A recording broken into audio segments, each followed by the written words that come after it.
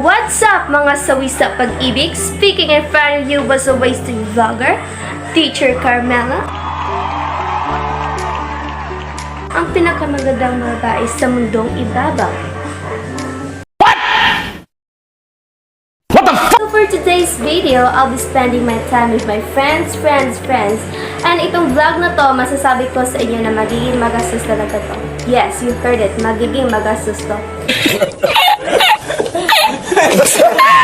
So, but before anything else, please hit the subscribe button and don't forget to like for more videos. So, ano pang hinihintay natin? Let's go!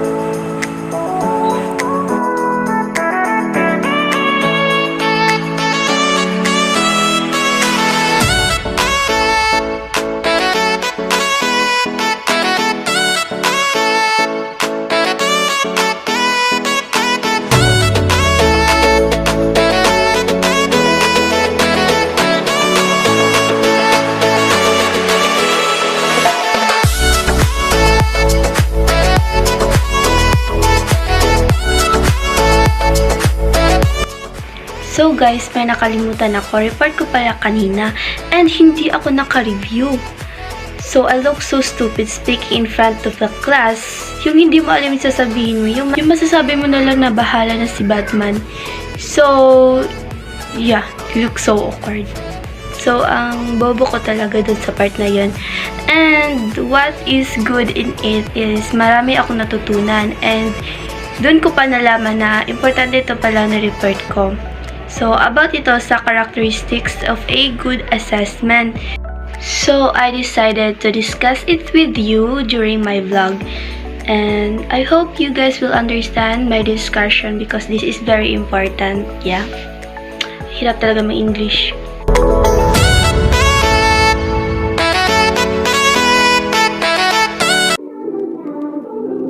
So now let me discuss to you what is performance assessment.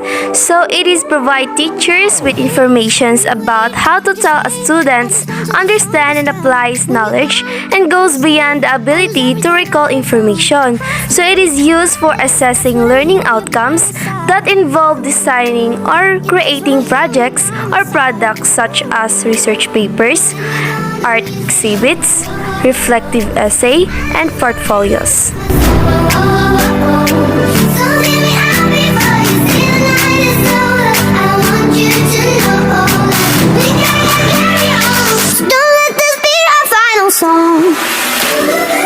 With so many different types of performance assessment, tasks or tools that can be used to measure the students' learning outcomes, deciding which one to use can be confusing and challenging. In designing the best performance assessment, it is good to evaluate its suitability against the following criteria.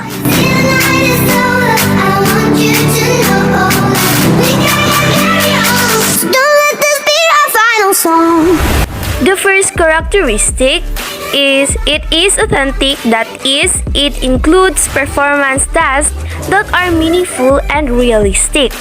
Performance assessment should present or require tasks that are realistic and related to everyday life. As it involves an authentic task, it should convey its purpose and reflect its relevance to the students, their discipline, and the outside world as a whole. So for these characteristics, the performance assessment should be valid and relevant for the children to have a successful assessment for them to rely on their academics. This task allows students to have hands-on experience in performing a task that is done in an actual world.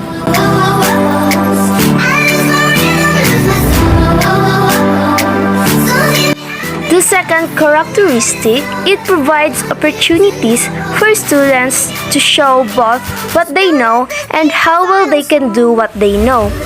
So this performance assessment should achieve a balanced approach wherein it gives students opportunities to show their knowledge and skills competence. Since the main goal of teaching and learning is for students' acquisition and application of knowledge and skills, course assessments should therefore help answer the questions. Do the students know it? And how well they can use what they know to determine whether the students have actually achieved this goal. The main challenge is for the teachers to choose performance tasks that can measure both the competence of knowing and applying and at the most creating.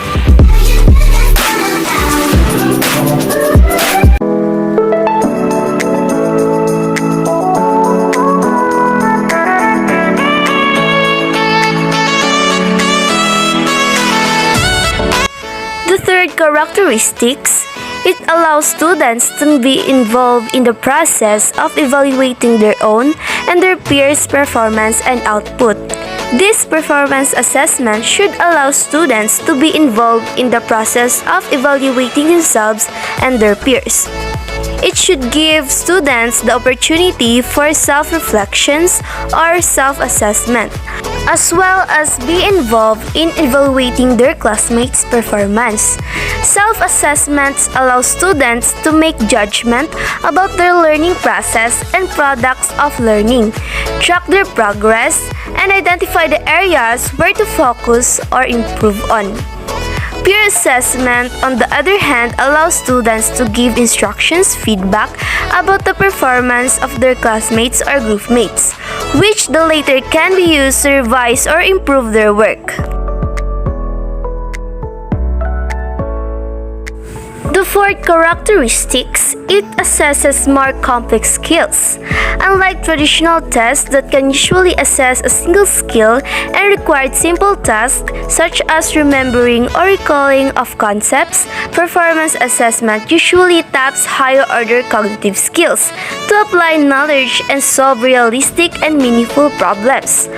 As such, performance assessment allows students to engage in more challenging activities that require various skills such as planning and decision-making, problem-solving, critical thinking, communication, creative skills, among others.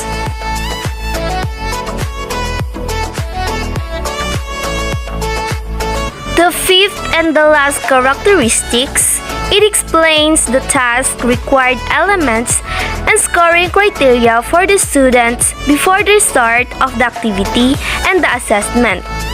At the start of the class, it is important that the requirements of the subjects are presented and explained to the students.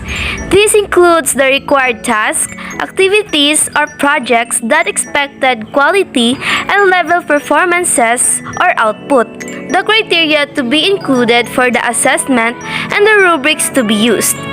Ideally, students should be involved in the whole assessment process from the very onset by providing them assessment options, getting them involved in discussions and decision-making on the performance standards and criteria, allowing them opportunity to give feedback on teachers-made rubrics, and to revise them and training them on how to apply rubric for self and peer assessment.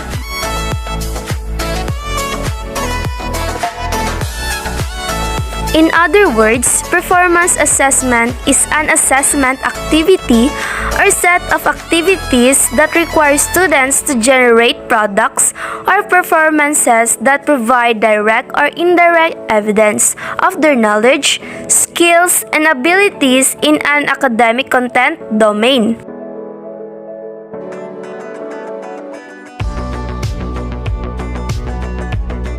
So these are the examples of product-based and performance-based assessment.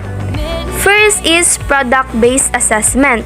So there are visual products such as chart, illustration, graphs, and others. Next is kinesthetic products such as diorama, puzzles, games, sculpture. And written products such as journal, diaries, logs, report. And verbal products such as debates, lectures, voice recording, and scripts. Next is performance-based assessment. So performance-based assessment can be oral presentation demonstration such as paper presentation, poster presentation, individual or group report. And drama or creative performances such as dance, recital, dramatic enactment, prose or poetry interpretation, and others.